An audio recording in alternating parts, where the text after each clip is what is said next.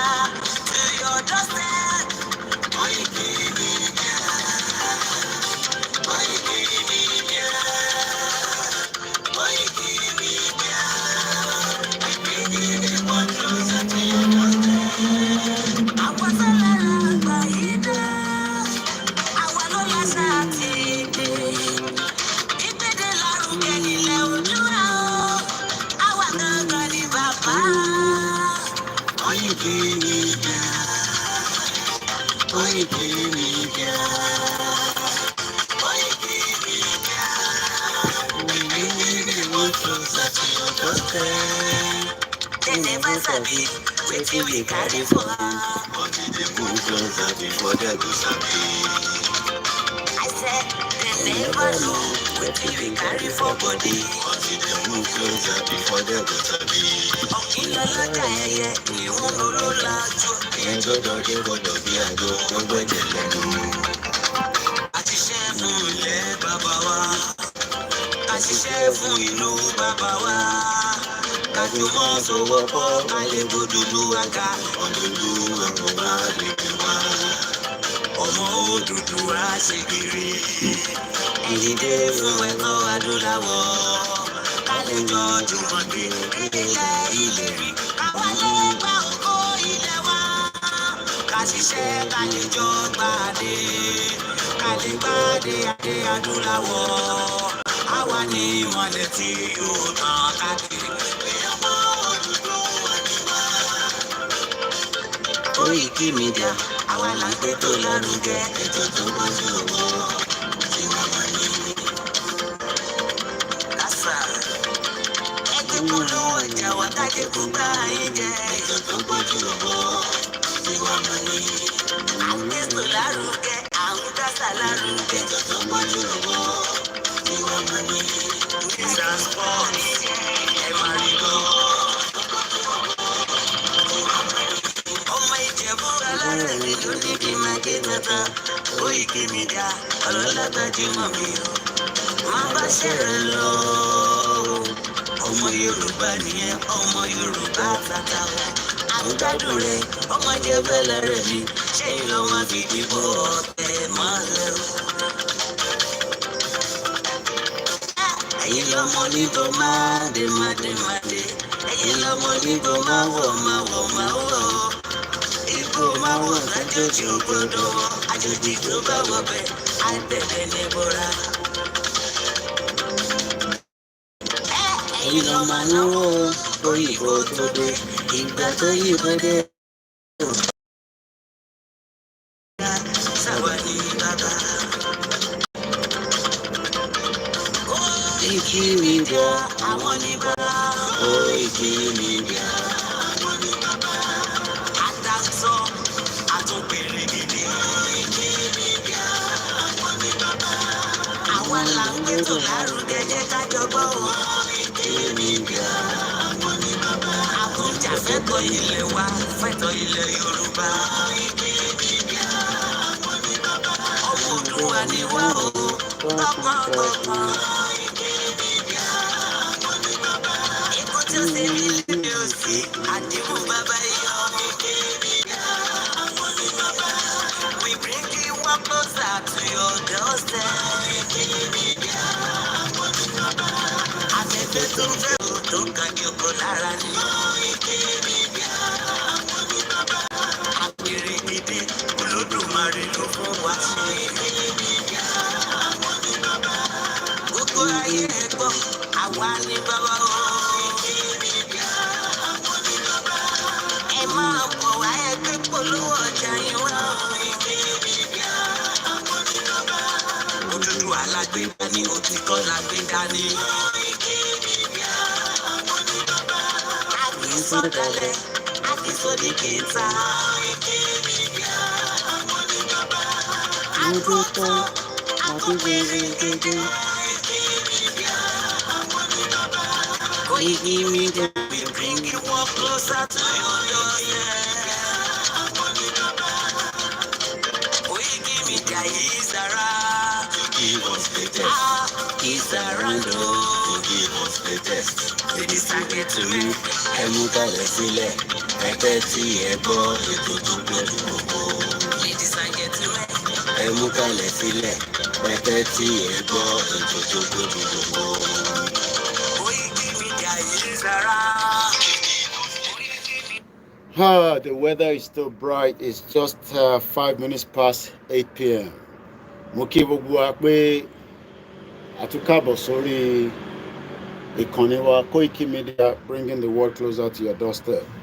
Mo kí Ọba Elédùmarè tí ó ní wá tó dá ìran tó dá àmọ́ àti wà nínú problem, a dẹ̀ wà nínú danger. But our job is to make sure that we continue to allow many of us to know that we are all in danger. Regardless of wherever you are, whether you are in Nigeria, whether you are in Africa, wherever you are, we are all in danger. So it doesn't matter. Atento ala abroad, you might not return back to your base, or you might be lucky to return back. Many Nigerians, diaspora, have traveled back home and they did not make it back to their base. As an example, 6 months ago, precisely today, our brother, a father, an uncle, a niece, a friend to many people here in UK, traveled to Ghana for a different event. Annually,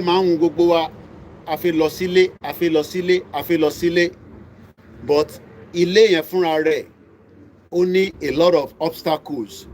You might be 1 out of 10 tó máa lọ sílé tó ní padà, or you might be just one of those that went home and you will return back and then you will say Nigeria is good. So a brother left UK to go to Ghana because, as usual, everyone has friends that has reason why we go and celebrate with them. But he never knew that that would be his last trip out of UK with a British passport.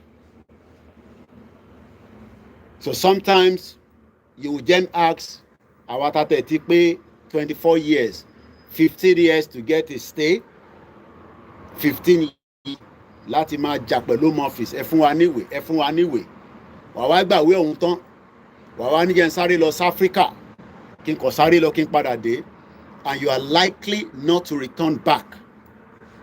And that was what happened to a brother, an uncle, a friend, Kehinde Toluwalashe. May his soul continue to rest in peace. I was privileged to have known the mother in the struggle of the Yoruba nation, because the mother was a supporter of Yoruba nation, even though she was 3,000 miles away, like myself. Toba sọ fún grandma tí mo láǹfààní àti bá sọ̀rọ̀ even up to last week pé grandma, ní ọdún mẹ́ta nísìn ọmọ yín màmá lọ sí Africa, á gbàbẹ̀ lọ sí Nàìjíríà, kò dẹ̀ ní padà wá sí UK. Grandma lè ní ṣé o lálàá ni ṣorí nínú ìran ni, nínú Yorùbá nation mo kàn rò náà ni pé èèyàn lè lọlé kó má padà, but tó bá jẹ́ ẹni tó lẹ́mìí mímọ́ kò ní take it as an upset. Wàá kàn wò pé well, probability yẹn ó high gan, risk in Nigeria ó high gan. Nígbà tí grandma send a message pé ọmọ wọn wà nínú bomb blast tó ṣẹlẹ̀ ní 6 months ago ní January 16, 2024, I did not see it. I had a late night broadcast and I sent a forwarded message. Grandma was send message sí mi pé mo send the message pé ọmọ mi jáde láyé. Ìyí tí wọ́n kàn fi ránṣẹ́ ni pé another message. Èyí tó dùn mí lọ́kàn tó jẹ́ kó bá mi sọ sí ó tẹ́ ẹ sọ sí. Mo bá pe wọ́n, mo ní grandma ẹ ṣọ́ pé tí mò ń kà yìí bó ṣe ṣẹlẹ̀ gangan nìyẹn. Wọ́n ní bomb blast tí gbogbo wa ń gbọ́rú ẹ̀ ní on the 16th. By this time on the 16th gbogbo ìlú Ìbàdàn ó mì jìgìjìgì. Fúlàní ti dé ni, ogun tí Kóìkì ń pariwo ti dé ni, kò tẹ̀ sẹ́ni tó mọbi tó fẹ́ yà sí. A kò ń gbọ́ gbòs gbàs, a kò ń gbọ́ gbù gbà. Ó wá di ọlọ́mọ mọ́mọ́mọ́. Grandma ní ọmọ bíbí inú àwọn ó wà nínú ìṣẹ̀lẹ̀ tí ó ń lọ lọ́wọ́lọ́wọ́ ní ìlú Ìbàdàn. Mo ní grandma kí la ṣe máa ń ṣe lè sí báyìí. Grandma ní no, wọ́n ní Ọlọ́run fi wọ́n àwọn ní pé káwọn má lọ Nàìjíríà pẹ̀lú ọmọ àwọn yẹn. Àwọn wá sọ fún pé sórí Nàìjíríà ta fẹ́ lọ ní àwọn fẹ́ lọ ní March. Máì tí jẹ́ ká rìnrìn àjò Nàìjíríà yẹn, jẹ́ ká sì postpone ẹ̀ títí tí ọ̀nà máa fi clear. Ọmọ yẹn dẹ̀ gbọ́ sí màmá ẹ̀ lẹ́nu, wọ́n dẹ̀ parí ẹ̀ síbẹ̀. Ó wá náà fẹ́ lọ Ghana. Ṣẹ́dọ̀ mọ̀ pé Ghana ó yàtọ̀ sí Nàìjíríà. Distance yẹn is a complete different distance. Ó dẹ̀ dágbére fún màmá ẹ̀. Ó gbéra láti London. Òun àtàwọn ọ̀rẹ́ ẹ̀ wọ́n fly dé Ghana. Àyùnlé wá ń hùn pé jẹ́ ń tẹ̀ fẹsẹ̀ kan dé Nàìjíríà. Torí pé Nàìjíríà yẹn ìlú tíyàn máa rí àwọn ọmọ kéékèèké, torí ọkùnrin lórí ọ̀rọ̀ obìnrin kò sí nǹkan tá a lè ṣe. Ẹlòmíì ó lè jẹ́ lórí oúnjẹ, ẹlòmíì ó kò lè fẹ́ lọ́wọ́ environment. Mo kàn sọ pé àpèjúwe mo ò ní nǹkan tọ́mọ yẹn lọ ṣe nìyẹn. Bọ̀ mo mọ tí ọkùnrin lè ṣe gẹ́gẹ́ bí ọkùnrin tèmi náà jẹ́. A lè sáré take one chance. A dẹ̀ lè wò pé jẹ́ má ṣe bẹ́ẹ̀. Ó wá gbéra láti Ghana. Ó wá wọkọ̀ ní, ó rìn ní. Distance yẹn ẹ̀yẹ calculate kí ni distance láti Ghana dé Nàìjíríà. Ó wá dé Èkó. Ó wá pe màmá ẹ̀, ìyá tó bí ní tó gbé oṣù mẹ́sàn-án tó ṣe máa ń sọ. Ó wá pe mọ́mì ẹ̀ pé òun wà ní Lagos. Màmá ẹ̀ wá ń sọ fún pé ọmọ mi ṣe bí n tí mo sọ ni pé Ọlọ́run fi wọ̀n àwọn, kò ń ṣe pé Kóìkì ló sọ fáwọn, kò ń ṣe pé rìn àjò Yorùbá nation ló sọ fáwọn. Tá a bá ní gbogbo tí grandma ti ń gbọ́ pé ẹ má lọ Nàìjíríà o, ẹni bá dẹ̀ máa lọ. Àṣé ọmọ yẹn láníyàn kò fẹ́ lọ sílé. Ó wá ní grandma, ó ní mọ́mì ẹ̀, sorry not grandma, èmi lèmi pé wọ́n ní grandma, màmá tiẹ̀ lélẹ̀. Màmá yẹn ṣì wà láyé o, ó wà ní London o. Ó wá ní grandma, ó wá ní mọ́mì, how you doing, you alright? Ó ní Lagos ni mo wà, mo lọ sí Ìbàdàn. Ìbàdàn ni wọ́n kọ́lé sí, bí ọ̀pọ̀lọpọ̀ yín ẹ ti kọ́lé, ilé ò ṣe lọ, ẹ máa tanra yín. Tó bá yá ẹ máa ta ilé yẹn dànù. Kẹ́ máa pé ilé ò tí ì ṣe lọ fẹ̀yìn àgbàlagbà àtàwa kankan, ká forget it. Wá invest sí Nàìjíríà. Mọ́mí ẹ̀ wá ní ṣé Lagos kò sí lára Nàìjíríà ni? Ó ní Lagos is safe. Kò sí kankan ní Lagos. Ẹ̀wọ̀n kí gbogbo àwọn àbájá máa ń nìyẹn. Lagos is safe. Okay. Bí màmá wọn ṣe gbọ́ bó ṣe break news yẹn, mo ì tí bí grandma lénìí. Bí a ti bá bí wọ́n tó bá ṣàlàyé fún mi, màá wá sọ lórí ètò. But n tí grandma sọ fún mi ni pé àwọn gbà fọlọ́run. Ọmọ wa lọ sí, ó ti wá kúrò l'Ékòó, ó ṣẹ̀ tún wá lọ Ìbàdàn. Ṣé rí ẹ máa sọ pé Kóìkì dey play, ẹ̀yin diaspora tẹ ní British passport, American passport, Canadian passport. Ìrìn àjò tó máa lọ tó ní padà, èmi ò ní sọ pé kó má rìn. But kò ń ṣòun ló máa kọ́kọ́ rìnrìn àjò yẹn. Ẹ̀gbọ́n mi Gbénga Owólabí, mo ṣe ń padà bọ̀ lọ́dọ̀ tí mo pọ́sì sí ni. Mr. Gbénga Owólabí ó gbéra láti Maryland. Ó ní òun ní investment ní Òṣogbo. Ó lòtẹ́ẹ̀lì, ó ní farm. Ó wá kúrò ní Maryland, ó ra ticket, ó fowó ara ẹ̀ ra ticket. Ó wá dé Lagos torí pé Ìbàdàn, Nàìjíríà, ó ti bà ayé gbogbo ilẹ̀ Yorùbá jẹ́. Kò sí international flight tó ń land sí ìlú Ìbàdàn. Wà á kọ́kọ́ dé Lagos kó tó wá rìn kó tó wá wọ mọ́tò ni ó máa gbé kẹ̀kẹ́ ni ó máa gbé báísíkù ni kọ́lọ̀ má jẹ́ kí o kọ́kọ́ kú kó tó dé Ìbàdàn yẹn torí pé Lagos Ìbàdàn expressway yẹn ìyẹn máa ń mú ẹ̀jẹ̀ àwọn èèyàn tó bá wá lọ tó padà ìwọ wà lára àwọn tó safe ni ọ̀rọ̀ mi ò yẹ nísìn máa sọ pé dey play torí ó níbi tí mo sì fẹ́ lọ bọ̀ mo ì tí débẹ̀ now Mr. Gbenga Owólabí wá dé Òṣogbo ìjọ tó dé Òṣogbo lọ kidnap ẹ̀ wọ́n wá kidnap òun nìkan wọ́n tún wá sọ pé ìwọ nìkan kọ́lá Americana tá máa kidnap kódà wọ́n nídìí local náà wọ́n kidnap Rachel Ọ̀pádélé ó mọ̀ pé ìwọ obìnrin tó ń wò mí nísìn ó sọ pé shut up Lagos ó safe gbogbo ẹ̀ safe no problem wọ́n wá kidnap Rachel Ọ̀pádélé wọ́n kó àwọn méjèèjì wọ́n kó wọn wọnú igbó èèyàn á rò pé bọ́ ṣe kó wọn wọnú igbó yẹn àwọn sójà tó máa àwa sójà gégéré gẹ́gẹ́gẹ́gẹ́ tó níbọn tó train tí Nàìjíríà fowó train èèyàn á rò pé wá wọlé lọ bá àwọn Boko Haram yẹn nínú igbó wọ́n pọ̀lọpọ̀lọpọ̀ ni kílẹ̀ sọ àwọn ò nírú àwọn ọ̀bọ̀n tó gbé dání sọ́wọ́ sójà lè máa pè sójà ní àwọn èèyàn wa ló wà ń bẹ̀ a lè wọlé lọ pa wọ́n ó di méjì wọ́n wá ní ọ́díò kan jáde kódà wọ́n tún fẹ́ yí mọ́ fámìlì àwọn bàbá mi àti di fámìlì wọ́n ti gbà mí bí fámìlì wọn àwọn Mr. Gbenga Owólabí ìyàwó àtàwọn ọmọ wà l'Amẹ́ríkà o wọ́n wá ti kidnap bàbá sí Nàìjíríà ó wá di bóòlù ọ̀yá mi àdúrà àfà babaláwo wòlíì gbogbo ẹ̀ wọ́n bẹ̀rẹ̀ sí ń sà wọ́n ní tó bá jẹ́ owó lẹ́fẹ́ á fún yín lówó ẹ bá wa rìlíìsì èèyàn wa kẹgbowó àwọn yẹn ní a máa ń rìlíìsì lóòótọ́ àmọ́ a lè pààyàn lóòótọ́ wọ́n máa pa Mr. Gbenga Owólabí bèrè wọ́n pa Rachel Ọ̀pádélé àwọn méjì tó náwọn ní àyà tó gbé owó lọ wọ́n pa kan mọ́ wọn ìkan ní ìyẹn ní àfẹ́rí bíi Donald Trump ẹ máa ní kò sóògùn Donald Trump ń lo àfẹ́rí nítorí pé nígbà tí búlẹ̀tì yẹn ń bọ̀ tó ń bọ̀ nǹkan kan ní ó yá yẹrí ẹ òkò ń bọ̀ ó kọ̀ ra iyẹ́ báyìí ni kíkì lókọ̀ òun gbọ́ wọn pé kí ló jẹ́ òun létí nígbà tó wá rí ẹ̀jẹ̀ ló gbogbo lọ báyìí kò tètè mọ̀ pé ìbọn ni má lọ ṣògùn in tó ń bọ̀ Nàìjíríà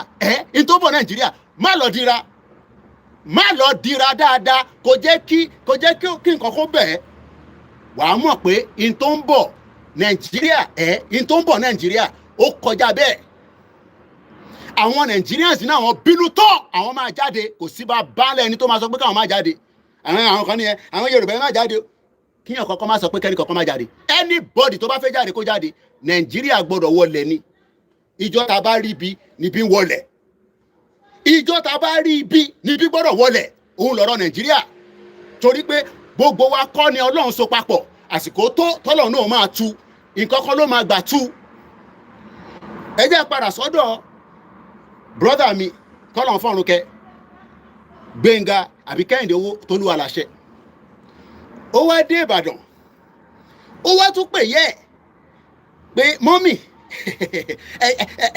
ẹ̀yin lẹ́ ń ríran náà bí wọn náà tá à ń sọ fún ẹ pé ìran oríṣiríṣi ń lọ lọ́wọ́lọ́wọ́ òun sọ pé they play ìran wo lọ́rí ìran o àwọn àfà jẹ gúrújẹrá àwọn wòlíì jẹ gúrújẹrá bẹ́ẹ̀mi náà ṣe ń sọ tẹ́lẹ̀ náà nìyẹn sórí gbogbo àwọn wòlíì tó ń sọ pé ó ń bọ̀ ní Nàìjíríà ó ti dé tán next year ló máa dé ni ọ̀túnla ló máa dé ni èmi ò mọ̀ yẹn but ó ń bọ̀ yẹn ó lè jìn fáwa bọ̀ lọ́dọ̀ Ọlọ́run ó ní òun kúnyàn kan lọ́rùn ẹ̀yin tẹ́ jẹ́ mùsùlùmí ẹ bá ń fi síbẹ̀ ó nígbà tó máa jí ó wá ní kó lọ náwó yẹn nínú ọjà làwọn yẹn wá wò pé ibo lẹ́yìn wà látọdún yìí owó yìí bí 400 years lọ́ti náà èèyàn á máa sùn á dàbí ìgbà téèyàn kú ni sórí ìwọ tó ń sọ pé àwọn wòlíì yẹn jẹun ni wọ́n kíníkan bẹ́ẹ̀mi náà ṣe ń sọ náà nìyẹn ó wá pe màmá ẹ̀ ó náà ti wà ní Ìbàdàn ṣèbí Èkó ló sọ pé ó wà níjẹta kí ló tún lọ ṣe nìbàdàn ó ní Ìbàdàn náà safe kódà òun ti lọ sí ibi tó ti ń jàmàlà èmi kàn háàdì tèmi mọ́ ni o òun ti káàkiri kódà Ṣèyí Mákindé olórí burúkú tó ní tó òun àti Tinubu nísìn wọ́n ti Ṣèyí Mákindé àti Tinubu wọ́n ń gúnra wọn lọ́wọ́ nígò lọ́wọ́ báyìí nísìn nígò ló ń gúnra wọn òun àti Tinubu wọ́n ń gúnra wọn nígò lọ́wọ́lọ́wọ́ báyìí nígò ló ń gúnra wọn Ṣèyí Mákindé àti Tinubu wọ́n ti ń fọ́gò mọ́ra wọn lórí tipẹ́ wo ìgò burúkú ló ń fọ́ mọ́ra wọn lórí bí ṣe ń bẹ sọ̀rọ̀ báyìí má tètè wo sórí tó ń bọ̀ yẹrí òkò ń bọ̀ tó bá ní Donald Trump ń lo àfẹ́ẹ̀rí nígbà tẹ́ni yẹn tó yìnbọn fún ní 150 meters àwọn àǹjọ̀nú tí Donald Trump náà tó ń gbé káàkiri wọ́n ní ó yá yẹrí ẹ̀ ó yẹ báyìí ẹni tó wà lẹ́yìn ló lọ mú ó pàdánù ni màmá ẹ̀ wá ní ọmọ mi má sọ fún mi pé ó wà ní Ìbàdàn ó ní mọ́mì mo ṣe Ìbàdàn náà ni mo wà kò séwu ní Ìbàdàn kódà Ìbàdàn gan ló peaceful jù stupid idiot all over the place à ń sọ pé wàhálà ń bọ̀ wọ́n máa níbì kan ló safe ibì kan kò sí problem inú abúlé nìkan ló ti ń pààyàn nígbà tó máa bọ́ǹbù Ìbàdàn ṣé inú abúlé náà ló ti bọ́ǹbẹ̀ today make it the 6th month tí wọ́n bọ́ǹbù Ìbàdàn bá ṣe ń bá yín sọ̀rọ̀ báyìí kò tí ì sẹ́ni kankan tó mú lọ sí prison kò tí ì sẹ́ni kankan tó arrest gbogbo tí ọkọ̀ sọ ni pé conclude confirm seal nothing anymore ẹ máa báyé lọ àbí bẹ́ẹ̀ kọ́ no problem ó wá di on the 15 àwọn tó mọ̀ nígbà tí mo ń gbọ́ wọn ní ó pè wọ́n ní I will soon be back in London man I am breaking back my car to London ìyẹn a máa dá láì mọ̀ pé kò sí kankan I will be back in London kódà àwọn tó jọ ní engagement ní the following few days tó kù engagement yẹn lọ àṣé àwọn Fúlàní náà báwa náà ṣe ń plan Fúlàní náà ń prepare pé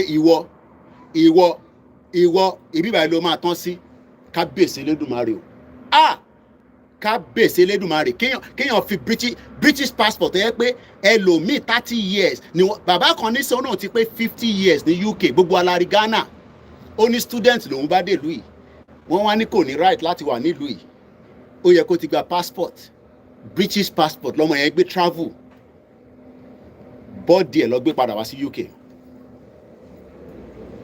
bọ́ọ̀dì ẹ̀ lọ gbé padà wá sí UK bàbá mi ẹ̀gbọ́n mi Mr. Gbénga Owólabí ó fi American passport ó fi lọ Nàìjíríà Amẹ́ríkà ní tọ́ ẹ̀ bá release bọ́ọ̀dì ẹ̀ fáwa àbá Nàìjíríà fa wàhálà àwọn Amẹ́ríkà ló wá dúró fáwọn àwọn ìlú tó dá ọmọ Nàìjíríà kú níta àmọ́ àwa Àbíkẹ́dábírí ń bọ́ ló wà ó Àbíkẹ́dábírí o eré wa ìyá mi dáadáa ń bọ́ lẹ́ wà ó ọmọ Nàìjíríà kan ti kú sí Libya báwo la ṣe máa gbókò ẹ̀ padà wálé Amẹ́ríkà wá dúró fún àwọn fámìlì Owólabí wọ́n wá ní gbogbo tó máa cost kọ́ṣí sí ọrùn Amẹ́ríkà nígbà tó jẹ́ pé àwọn ọmọ value citizen ìlú òfò tí gbogbo wa ní kájọ tọ́jú ìlú tó ń mújẹmújẹ ìlú tí security mo sì ń bọ̀ mo ti dé bẹ́ẹ̀ sójà mi nínú Nigerian èmi náà ní wọ́n bẹ́ẹ̀ àjọ ń ṣiṣẹ́ ni pẹ̀lú Nigerian headquarters wọ́n ní Mr. Koiki terrorist pa ọmọ sójà kan bọ́ ọmọ Yorùbá ni ó bá wa kéde ẹ̀ síta torí pé sójà fẹ́ bò mọ́lẹ̀ wọ́n ló fẹ́ bò mọ́lẹ̀ ẹ jẹ́ ká má ti sọ̀rọ̀ jù torí pé àìtí fi ọ̀wọ̀ síbi tọ́wọ̀ wà àìrẹ̀ tí débi tá à ń lọ lórí ìrìn àjò yìí àmọ́ ó ń tẹ̀ díẹ̀díẹ̀ àwa sọ fún yín pé sẹ́ ọ̀rọ̀ Yorùbá nation ó ti kọjá tẹ́yìn sọ yẹn ẹ sọ fún Jagaban pé tó bá òun kókó gbogbo security síta anybody tó bá jáde tí sójà bá pa ẹ̀wọ̀n ló máa kú sí a máa make sure pé a sìn dé prison ní ICC ibẹ̀ ló máa dákẹ́ sí bẹ́ẹ̀ ni mo sọ gbogbo àwọn ọmọ tó fẹ́ jáde tó pera wọn ní wọn Nàìjíríà ẹ jẹ́ kó jáde ẹ jẹ́ kí everybody kó jáde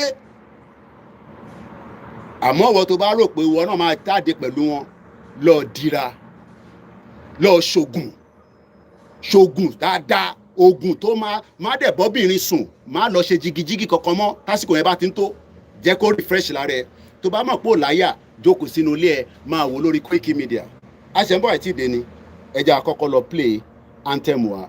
Mo kí gbogbo lélẹ̀ nǹkan sí. Gbáwọlé share button. Mo ti béèrè owó lọ́wọ́ ẹ. Gbáwọlé share button.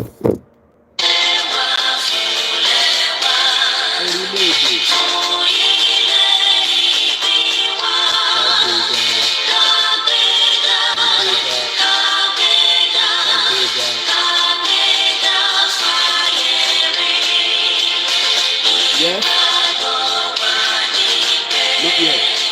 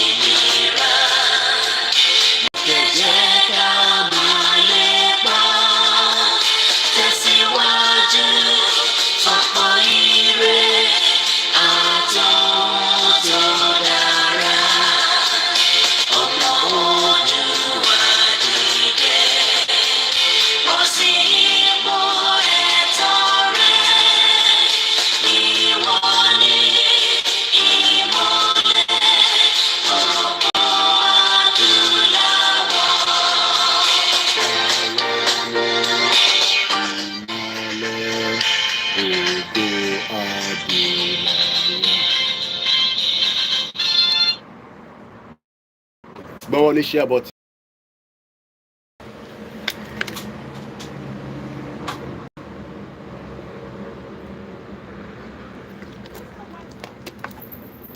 Sixteenth day of the month of July.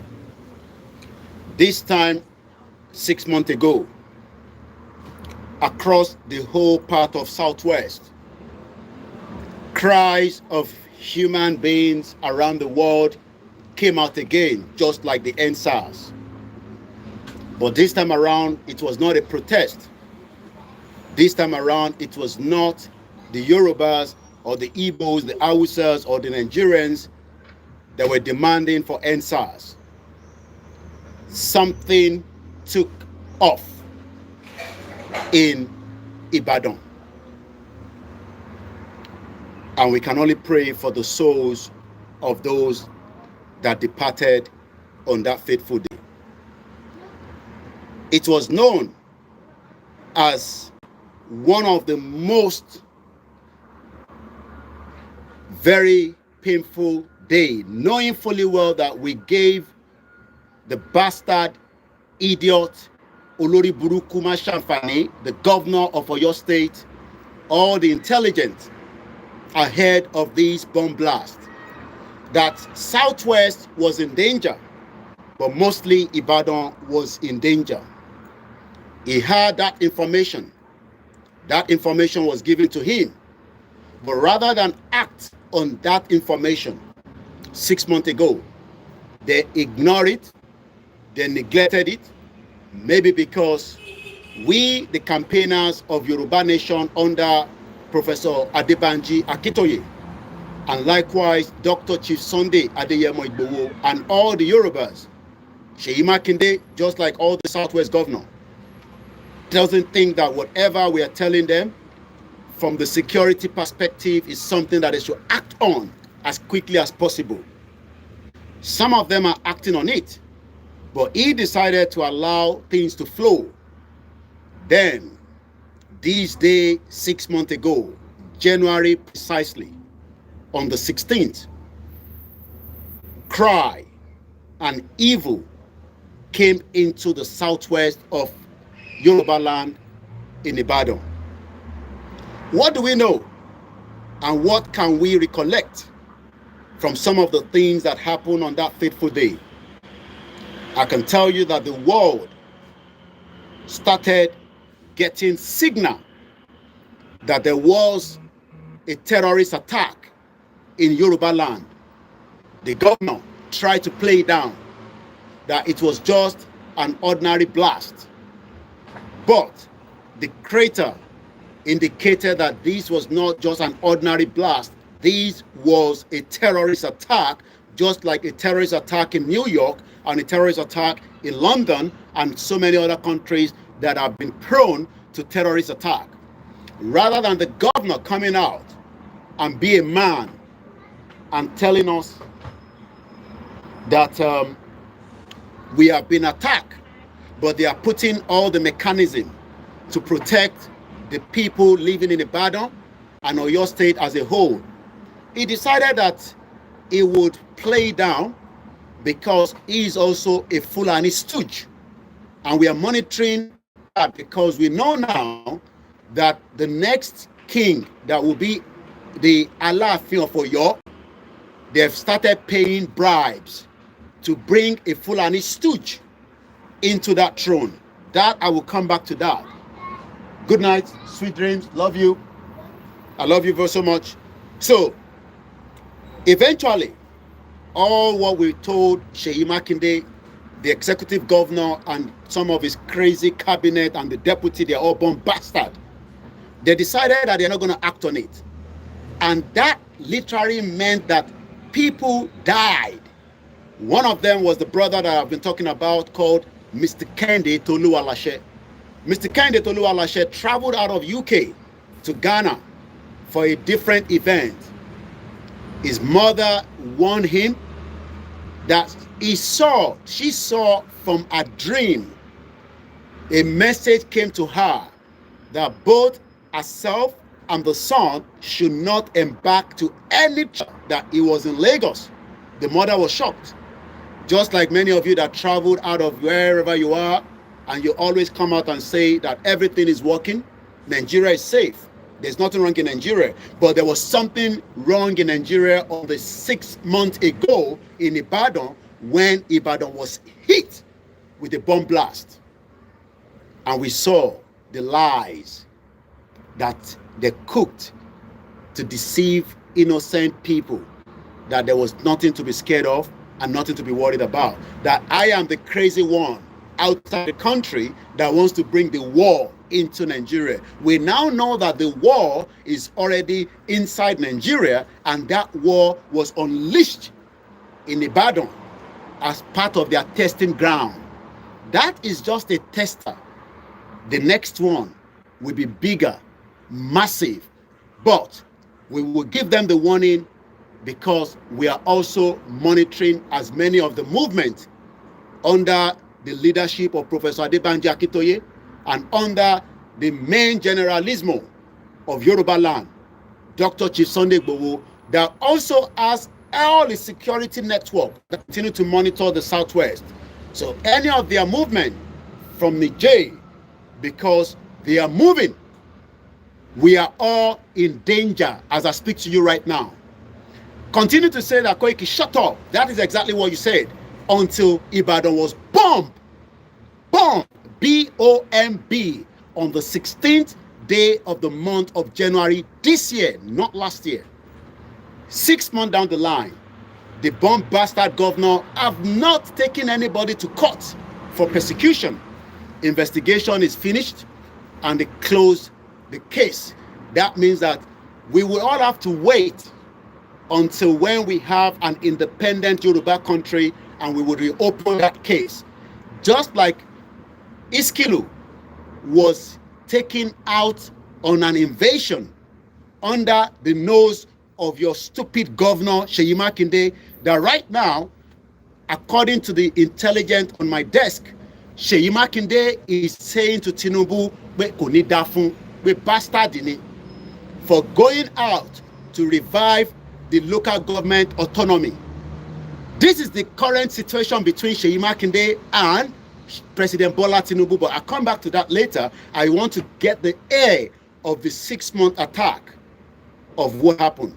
Let's give first 1 minute, and I want you to do the same thing for all those that died and everyone affected, both at home, in the diaspora, in Africa, across the 7 continents on the 16th day of the month of January.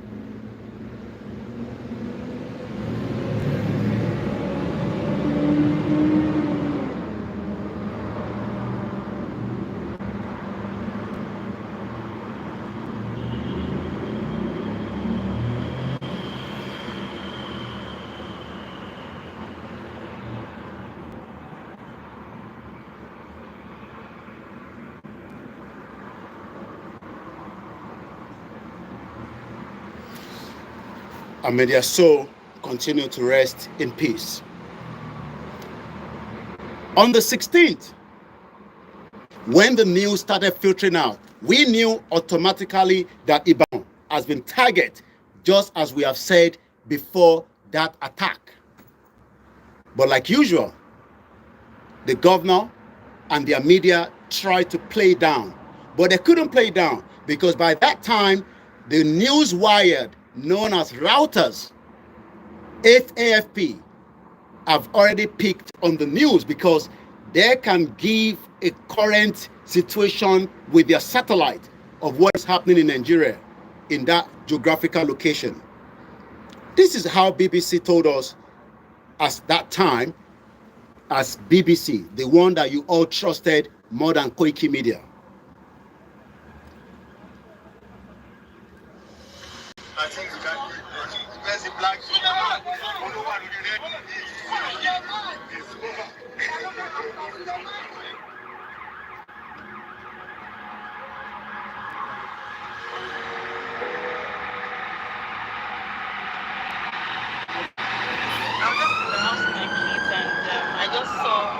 the POP ceiling and the roof and everything coming down on us. So I just had to make sure my kids were fine and we left the place. I have a lot of injuries, my back, it was a huge fall. Things fell. There were injuries. There were lots of injuries, but at least it was minor scratches compared to people that died. That is 6 months ago. Etigbagbe now. Most of you have forgotten.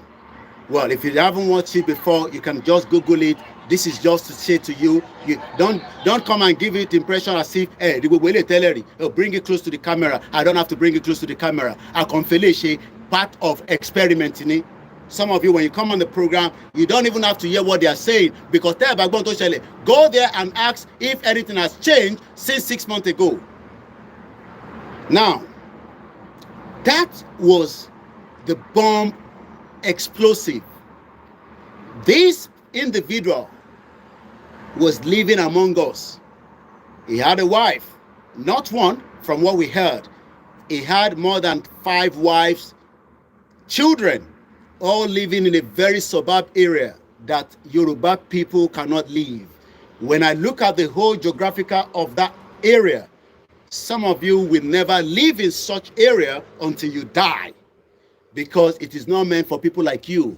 It is meant for the eyebrow class elite Yoruba people, the one that have stolen or the one that haven't stolen, but they've worked hard, like our grandmother that wanted to relocate back to Nigeria in that area.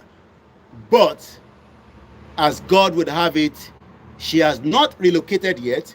She lost the property. She also lost a son on the 16th. And as many people that we do not know, but they are all as important as anyone that traveled out of UK. Why am I reminding you today? It's so that we can tell you that we are all still in that red zone. Whether you are in Ibadan, whether you are anywhere, as at today, the 16th day of the month of July, the whole Yoruba land is in danger. Write it down and say that Koiki said so. There are multiple bombs that they still want to ignite. But because we are also on their toes, we are also after them, which doesn't have to come on the social media. If you're thinking that you have any of your bastard governors taking care of your security, I can tell you, none of them cares about your security. They are more concerned about their looting and collaborating with their criminal partners outside Nigeria to make sure that your life remain unbearable, your life remain as it is without any movement out of it. But the gods of the Yoruba land will continue to flush them out as we are doing currently in Okeogun. Let me clarify one or two things before I move straight forward. Do not mix images and videos together. Some of you, we've told you, all you are good at is gossip and sit back and then ignite what has not been said or what does not tally. The images of those killed in Lagos State is now being linked to the flushing of the Fulani out of our forest in Okeogun. Let me clear it out again on this live broadcast. Lagos State killed in people that wanted to kidnap at Alaba, from what we heard. So if you are not too sure, you can go and ask your information minister, because I am not your information minister for Lagos State, or the police PRO, the death of those that were killed and what led to that killing. Don't put that to the Okeogun, where we are currently pushing back the Fulani terrorists back to where they come from. Ẹ jẹ́ kí n sọ lédè Yorùbá, because kò ń ṣe gbogbo wa la gbọ́ Gẹ̀ẹ́sì. Àwọn òkú tí ẹ̀ ń jù káàkiri ní platform, mo fẹ́ bú gbogbo àwa tájọ́ ń ṣe Yorùbá nation, bọ́ ẹ gbọ́ mi dáadáa. Má jókòó sínú yàrá ẹ̀ kó release audio kó wá gbé image kan lé lórí. Tó bá fẹ́ verify any killings of Yoruba people nílẹ̀ Yorùbá lẹ́nìí, kàn sí Koikimedia, má bẹ́ẹ̀ verify ẹ̀. Kàn sí Yorùbá World Media, kàn sí Yorùbá Home Based Media. Tó bá ṣe audio, we will find out who you are. Tó bá jókòó sínú platform yàrá ẹ̀, tó wá release audio, tó wá lọ mú òkú tí kò ní kankan ṣe pẹ̀lú ilẹ̀ Yorùbá tá ń fọ̀mọ́ lọ́wọ́lọ́wọ́ yìí, ẹ má jẹ́ káwọn alálẹ̀ kó bínú sí ẹ. Mò ń wọ́n nìyí, gbogbo ẹ̀yin tẹ́ ń ṣe bẹ́ẹ̀, ẹ stop kẹ́ yé ṣe bẹ́ẹ̀. Ìjà tá ń jà lọ́wọ́lọ́wọ́ kò tí ì níbọn nínú, kò tí ì ní kùmọ̀ nínú, àmọ́ nínú igbó yẹn, in tó bá ṣẹlẹ̀ nínú igbó, ó ṣẹlẹ̀ náà nìyẹn. Nínú igbó ilẹ̀ Yorùbá, in tó bá ti ṣẹlẹ̀ nínú igbó, ó ti ṣẹlẹ̀ náà nìyẹn. Kò ń ṣe ìtala tí ń bá wọn fa wàhálà. Fúlàní tó bá mọ̀ pé òun jẹ́ ọmọ àdúgbò, tó bá ṣe tán ní oko kó padà sí àdúgbò, kò gbọdọ̀ tún jókòó sínú igbó kó máa jí wa gbé, kó máa kidnap wa bí wọ́n ṣe kidnap bàbá wa Gbénga Owólabí. Fúlàní tó bá bá nínú igbó, a máa fi jẹrà sínú igbó náà ni. Èmi ni mo sọ bẹ́ẹ̀. Torí pé a lè jókòó káwọn olórí burúkú gọ́vnà yín bí 6 months ago tí a wọ́n wọn títí pé wọ́n ń bọ̀ wá bọ́ǹbù ìlú Ìbàdàn. Ó ní ẹnu mi rùn. In tó sọ fáwọn èèyàn ni pé kó lọ sọ fún Koiki pé ẹnu tèmi rùn. Ẹ wá rí wàhálà tó dá sí lọ́rùn. I am 3,000 miles. Tí bọ́ǹbù bá dún níbí báyìí lénìí, màá hold the UK government responsible pé kí ló dé tí wọ́n ṣe ààbò fún mi àtàwọn fámìlì mi. Ṣèyí Mákindé ló yẹ ká lọ sọ ẹkùn ẹ̀, ká fàájà, ká fẹkùn yẹn ká fi já, ká já wálẹ̀. Torí pé òun ló ń gba owó lọ́wọ́ orí gbogbo wa. Àtẹni tó ń gbé ní Ìbàdàn, àtẹni tó ń gbé ní ìlú míì. For as long as you live in Oyo State, for as long as you live in Ogun State, for as long as you live in every Yoruba land, including all the other states. But I am not concerned about theirs. I am more focused about our own. They are the one responsible as the chief security of the state. So everything tó bá máa pa wá, wọ́n gbọ́dọ̀ stop it. Omi ló fẹ́ pa wá ni, wọ́n gbọ́dọ̀ mọ̀ why the water is going to kill us, as cholera is killing them in Lagos State, and they are finding a solution to it. Kí ló dé tí wọ́n find solution sí ọ̀rọ̀ àwọn ajínigbé apàyàn? Right now, Ṣèyí Mákindé and the rest of the governors, they are collecting budget called security budget. But ìyẹn ò dùn Ṣèyí Mákindé, ó wá ń sọ fún Tinubu pé kò ní dá fún Tinubu, pé ta ni Tinubu? Ṣèbóhùn lòun ní káwọn ọmọ Yorùbá dìbò fún Tinubu, ìbá sọ fún yín, òbí yín. Ṣèbá sọ fún yín pé kẹ́ má dìbò, they are all bastards, all the politicians. Remember that Ṣèyí Mákindé ò support Àtíkù nígbà tí election yẹn ń bọ̀ ní last year. Ó ní káwọn ọmọ Yorùbá kó da ìbò wọn fún Tinubu nítorí pé ó rò pé òun máa rí nǹkan kan gbà lọ́wọ́ Tinubu. Tinubu ti wá fọ́ ẹkùn ẹ̀ báyìí, bí ṣe bá ń sọ̀rọ̀ báyìí, ó ti la ẹkùn Ṣèyí Mákindé sí mẹ́ta. Ìjà tó ń lọ láàrin àwọn méjèèjì kò ṣe máa ròyìn tán. Láàrin President Bola Ahmed Tinubu àti Ṣèyí Mákindé, Mádẹ́sán tí ó fẹ́ mú ìjà yẹn jáde. Ṣèyí Mákindé ń jẹ́ kó yé Tinubu pé ní 2023 tó ń bọ̀ yìí, no, ní 2027 àwọn máa bá tayò. Ó ti yé yín politics. Àwọn máa bá ṣe kí ni? Àwọn máa bá tayò. Nítorí pé Ṣèyí Mákindé náà fẹ́ lọ di vice president. Ó fẹ́ lọ di vice president bíi Yẹmí Ọ̀sínbàjò. Ṣé rántí bàbá kúkúrú short man devil tí Tinubu fà lẹ̀ pé kó lọ máa ṣaṣojú òun. Àwọn ọmọ Fúlàní bá sọ fún Yẹmí Ọ̀sínbàjò pé má jẹ́ kí Jagaban tún ẹ̀, ìwọ náà lè di president. Ó wá fẹ́ fún ẹpọn Jagaban. Jagaban wá ní èmi ló kàn, mo ti rúbọ, mo ti bẹ Ọlọ́run, mo ti bẹ àwọn onílẹ̀, wọ́n ní èmi ló kàn. Ọlọ́run dẹ̀ fún lóòótọ́ pé òun ló kàn. Àmọ́ in tó fẹ́ lọ nínú Nàìjíríà lọ́wọ́lọ́wọ́ ẹ̀ Jagaban ò ní lè stop ẹ̀. Torí pé a sọ fún àwọn ọ̀nà pé in tó fẹ́ lọ torí bọ̀ yẹn, Ọlọ́run ní àṣepọ̀ wa pẹ̀lú Nàìjíríà ó ti mẹ́hẹ, we should not be together anymore. Àwọn òyìnbó wá ń fún Jagaban ní assurance. Davido assurance. Ó náà ń fún ìyàwó ẹ̀ l'assurance.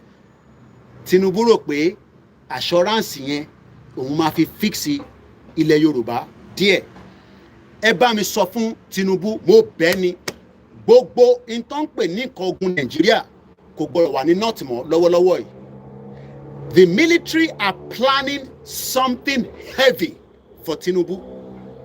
Lóòótọ́ gbogbo tó máa bà Nàìjíríà jẹ́ òun lèmi dúró lé lórí, but a sì máa fún ní information yẹn tó bá wùn kó mu lò. Ẹ sọ fún pé Ọláyọmí Kóìkì, based on my confirmed intelligence, something hot is coming. 2 years from now, I don't know. 6 months from now, I don't know. But something hot. Ó ń gbóná. Ẹni gbogbo catchment, gbogbo equipment tó ń rà bọ̀ tí Buhari rà wọlé. Some of you don't know what Buhari spent in the military to kill innocent people using Fulanis as their stooge. Let's clear the 6 months away before we move swiftly to another section. Because mo fẹ́ máa jẹ́ kẹ́ ní understanding it. I still want to remain on the 6 months of how Yoruba land was bombed. And today, we are still not being told what happened. Ṣèyí Mákindé, kí ló ṣẹlẹ̀ ní Ibadan ní January 16, 2024. This time, the whole Ibadan was upside down. You are forgotten because you are probably not affected than me, that is 3,000 miles away. My pain, my feelings goes for every innocent souls, whether they are Hausas, whether they are Igbos, regardless of their ethnicity, and we are not tribes.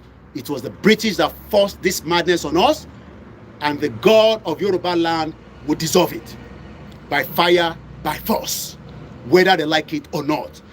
I am still with Ibadan. Let me give you what we know so far, and then we're going to start moving swiftly. It's coming up to 9 p.m., and as you can tell, it is still bright in London. Nigeria, Ibadan, bomb blast, leaves scenes of devastation. You can check the meaning of the word devastation in the English dictionary. We are already devastated. On a daily basis in Nigeria, many Nigerians, since the last 24 years of a failed democracy, and since the 63 years of a cooked lie independent and the fraudulent 419 amalgamation that took 45 years before we will start thinking about getting something out of it, which has led to independence. Devastation. A blast that was a bomb. Remember, medias around the world are also bribed one way or the other. Go and look at some of the headlines that put out after Donald Trump was almost assassinated. Fox News, NBC, they started twisting the story. That is what they're good at, the mainstream media. If you listen to them, you will get lost in transit. The bomb blast in the city of Ibadan, southwest of Nigeria, has killed 8 people, injured about 77 others, while buildings have been reduced to rubble. Areas of the scene reveal the scale of the devastation. Images show collapsed structures and burnt out cars scattered across the impact zone. Authorities have said the bomb blast was caused by explosive stored by illegal miners. Who are the illegal miners? Is it you? Are you one of the illegal miners? Is it me? Who owns Nigeria? Why do some people have more access for our resources called illegal miners? Whether it is the crude oil, whether it is the gas, whether it is just one thing or the other, it has gone forever and ever, and that was how Ken Saro-Wiwa also was killed, because he was asking questions that Abacha was never ready to answer. So when they are telling you illegal miners, question to Ekuma Abire, am I one of them as a citizen of the Federal Republic of Nigeria? Or are you just one of those that are listening to it, yet your hands are tied because of the guns of the military, because of the crime against humanity by the criminal politicians, to make sure that everyone that tries to say anything, if you dare say anything, your life will be at risk. Go and ask, where is Daddy Yati? Go and ask how many people were killed during the NSAS and how many people are still locked away. We know that because Shehu Sani, the former senator representing Kaduna Central or whatever, told Tinubu in his face, that President Tinubu, you are the father of protester. Nigerians are coming out. They deserve to protest against whatever they feel like. That will not stop those of us that are asking for Yoruba nation not to help you to say, if any one of you get killed, we will take Tinubu to the ICC, International Criminal Court, because Tinubu was the father of protester. He was the Don, the Jagaban that promoted, funded all manners of protest in Nigeria, especially during Jonathan. But this time around, for those that say we want to go out and protest, the Constitution says so. Fair enough to you. But would that solve our problem? No. Our problem is everyone must start asking their politicians. The criminal politicians, we must lock them in their houses and make sure that they cannot sit in the house where they are saying that they are representing us. I am not saying the one in Abuja, because you might not be able to go to Abuja, but on state level, we should lock them inside that house until they listen to us crying for self-determination. Now, let me bring you up to date. As we continue to say that Nigeria is a crime scene, because this program is not going for too long, it's going to wind down very soon. I told you on a daily basis that we are all in danger. When I got a message from my source, we call it source, and don't expect me to reveal the source. My source in the military in Nigeria sent me a message and said, Mr. Koiki, there's another problem happening right now, brewing in the military that they do not want Nigerians to know. Many of you do not understand that the military are using code at this particular time, especially when many things are brewing left. As they cool water here, another water they boil there, another water they boil there. So everybody is boiling water in Nigeria right now. Everybody is boiling water. And it is expected that that water is ready to be thrown to somebody. Who? I don't know. He said to me, Mr. Koiki, do you know that terrorists killed another Nigerian soldier? I said, but what is the difference? Plus the one that they've been killing every day. He said, no. This one is different. And what makes it different is that these military personnel called Lukman left the base, decided that he was going away for a couple of days. Remember, Lukman is a Yoruba man. He left the base and he decided that, let me pop into my farm with 2 civilians. Those civilians are not civilians. Go and see. I've translated it. Don't come and tell me, Koikimedia. I've translated it to Yoruba, English. It came out in English from my source. Igbo, Hausa, and French. Go on my Twitter, known as X, or on any of our platforms, and you'll be able to read the details of what I'm telling you in summary.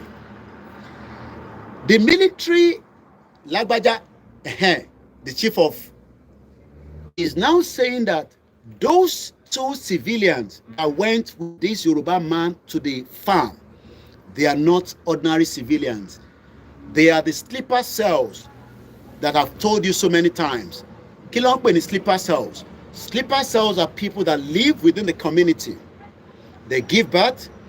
You are thinking that they are just the ordinary Nigerian citizen, but they are the sleeper cells that would end up killing or calling people, like we saw in Ibadan 6 months ago.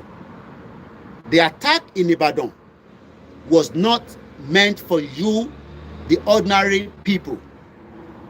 It was meant for a gathering of Yoruba people that Tinubu was meant to be there as well.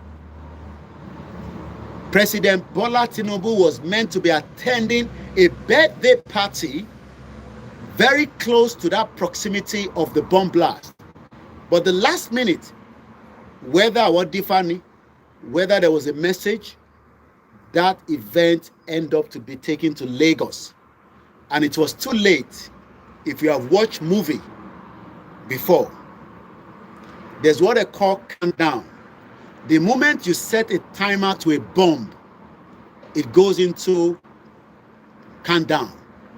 Until a bomb expert, you would have seen them in the movie or in a real life, they will put on heavy body outfit and they will try to go slowly where this bomb has been kept, and they will start trying to defuse it as quickly as possible. But since that nobody knew, because you don't have security across your whole state, every one of us are all in danger, in a red zone. The bomb was already on a timer. The man that put the bomb already back to as far as Mali. All his wife, everybody, we were told, were no longer. Imagine a house that had multiple people going in, out. On this fateful day, 6 months ago, that house was empty. Nobody was there because there was a mission that needs to be completed. That mission was kill as many people as you can during that event that Tinubu will be attending, and some other dignitaries. And you know when Tinubu goes, that means multiple numbers of people will be traveling. Also, my source is telling me that it seems that Seyi Makinde was also aware that there is a level of threat ahead of that event. He wanted to downplay it. Part of the reason why Toshenja ni mo sọ fún yín, wọ́n ti làgò mọ́ra wọn lórí. Seyi Makinde àti Tinubu, wọ́n ti làgò mọ́ra wọn lórí bàjẹ́ bí ṣe máa ń sọ̀rọ̀ báyìí. Wọ́n ti làgò mọ́ra wọn lórí. Nítorí pé wọ́n sọ fún Seyi Makinde pé, are you sure pé event yìí can hold in Ibadan? Because intelligence is coming back to back that there is a threat level in Ibadan. He said that, no, I am the chief security, as they all boast. You know, when they sit in that their stupid chair, like he's doing right now, trying to downplay the autonomy local government that just came out from the Supreme Court. Rather than him saying, okay, my own state, I will give access straight away to the local government autonomy. He's still trying to manipulate. He's telling Tinubu that fuck off. Is it autonomy that we should be discussing right now when Nigerians are hungry? Ask Seyi Makinde, how many farms have he saved, defended from the Fulani invasion on our land? Ṣèbó náà ní màálù nínú ẹ̀. Ẹni mo parọ́ mọ́ Seyi Makinde pé òní ẹni kó jáde. I don't want the press release. Máì tí fògùn búra bọ̀ kọ́kọ́ jáde kó ṣe fídíò pé òun ò ní màálù láàárín àwọn màálù tó ń kó káàkiri nílẹ̀ Ọ̀yọ́ state ní Ìbàdàn. Across the 33 local government, ẹni kí Seyi Makinde jáde pé òun ò ní màálù tó ń kó jáde káàkiri. I told you that all these criminal politicians will kill you before they kill themselves.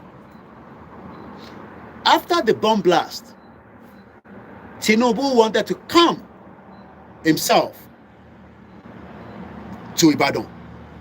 I will leave that for another day.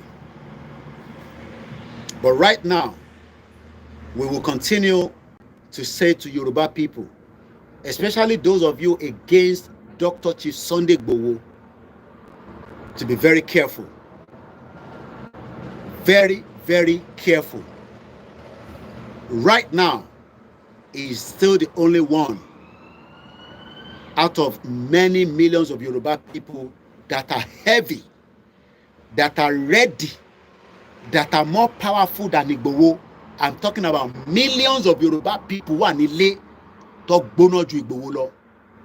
But wọ́n ní Koiki, ẹ ṣe jẹ́ káwa wà lẹ́yìn. Ẹ má jẹ́ kí gbogbo wa ká ju Arsenal wa síta tán. Mo kí gbogbo wọn, mo ṣí fìlà fún wọn. Ní gbogbo ilẹ̀ Yorùbá pátápátá tí gbogbo yín wà. Mo kí yín pé akọni ni yín. Mo dẹ̀ mọ̀ pé dúró dáadáa. Àdárúkọ yín o, àdárúkọ yín o. Inú Àgbẹ̀káyà ló wà ní o. Kódà nínú àwọn ọmọ tó ń tẹ̀lé Ìbà Gani Adams, wọ́n dúró pẹ̀lú olóyè. Confirm. Ẹ má wá pè mí pé ẹ má yẹ káwọn ọmọ Gani Adams kó tẹ̀lé Ìgbòho. I am not interested in all that. Àwọn ọmọ Yorùbá tó náà wọ́n dúró dáadáa wà. Wọ́n ní láti rí Ìgbòho. Wọ́n ní láti bá mi sọ̀rọ̀. I know. Àwọn Àgbẹ̀kọ̀yà ṣì ń bẹ tó dúró. Mo kí gbogbo yín bàbá wa. Mo kí gbogbo yín ọlọ́dẹ ilẹ̀ Yorùbá. Àsìkò yìí ò kì í ṣe àsìkò máa sùn dáadáa mọ́. A mọ̀ pé owó òde wọ̀ yín dáadáa ni. Torí pé tó bá jẹ́ pé àwọn governors wa wọ́n mọ ẹ̀tọ́, wọ́n mọ tó yẹ kó ṣe, ṣó jẹ́ kí ọlọ́dẹ máa ṣẹ̀ máa wa ọ̀kadà tó ṣẹ̀ máa push. You going again? Always. All right. The dogs has to eat. So, I'm not anything. Yeah, that's my neighbor. She has to go and get the dog food. Tó bá jẹ́ pé àwọn governors wá fẹ́ ṣiṣẹ́, ẹni mo parọ́ mọ́ wọn. Àwọn ò ní ìdówó wọn. Ẹni kọ́ lọ fọ́ǹdì gbogbo àwọn ọlọ́dẹ ilẹ̀ Yorùbá. Ẹni kọ́ lọ fọ́ǹdì wọn. Wọ́n mọ tí mò ń sọ. Ẹ sọ fún àwọn governors ilẹ̀ Yorùbá. Ẹ̀yin tẹ́ bá súnmọ́ wọn tẹ́ jẹ́ ọ̀rẹ́ wọn. Ẹni Koiki sọ bẹ́ẹ̀ pé kó padà lọ sórí drawing table. Kó lọ fọ́ǹdì àwọn ọlọ́dẹ. Kó wá fi ìtókù sílẹ̀ pẹ̀lú olóyè Ìgbòho. Àwa mọ̀ bóyá Fúlàní ló nílẹ̀ wa ni, bóyá wà lá nílẹ̀. Ìdẹ́ wọn máa ṣe, they are not gonna do it because they still want us to be that fearful. Ó fẹ́ travel lọ sí Ogun State.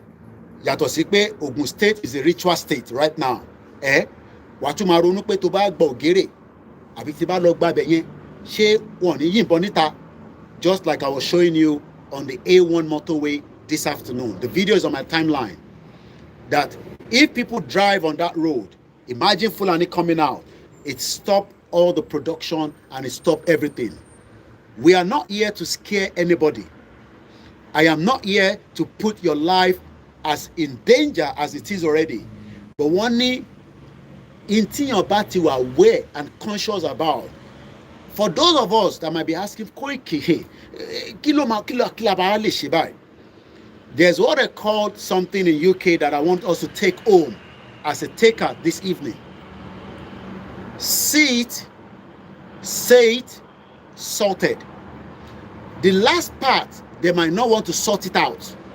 But if you notice any slightest something right now in Yoruba land, you must quickly find the nearest person to say, Enini, when you are sending message with a picture or video, please, I beg us, put the date and the time so that the satellite definitely recording, every recording that we do, the moment you send it out, either that day or not, tó bá jẹ́ pé video tó kàn circulate, we have how to cross-check any video. I don't have to go into all the details. There are technology now that you can put into that video. It will give you the pinpoint of where that video was shot. I don't need a video of what happened 3 years ago. All those ones have been archived.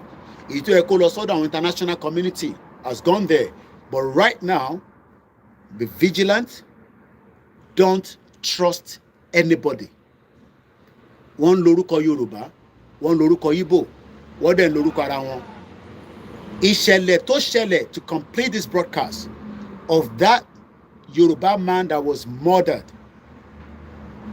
The military source said to me that the military is saying right now that the figure tèmi rò tẹ́lẹ̀, I will not give the figure right now on the live show. Figure tèmi rò pé we have in current Yoruba land. I'm not talking about all Nigerians because I'm not interested in all Nigerians, because every military has information about all the states. Ó ti ju number yẹn lọ. I thought that the number was a little bit low, only for me now to be told, Koiki, that number is high. Àwọn alálẹ̀ ò ní dúró wọ́n ní fi wá sílẹ̀, wá dúró ti gbogbo wa. Jésù Kristo ní fi wá sílẹ̀. Ànábì Muhammad sallallahu alaihi wasallam kò ní fi wá sílẹ̀. Àmọ́ ẹ̀yin náà má fira yín sílẹ̀. Lóòótọ́, we are 3,000 miles away. Our heart boils every day. I spoke to Oloye Igboho more than 10 times today, back to back. He's still concerned about the security of Yoruba land. This pain of the insecurity nílẹ̀ Yorùbá lẹ́ni, òun ló wà nígbà yẹ. Tàbá drop, a tún pè mí padà.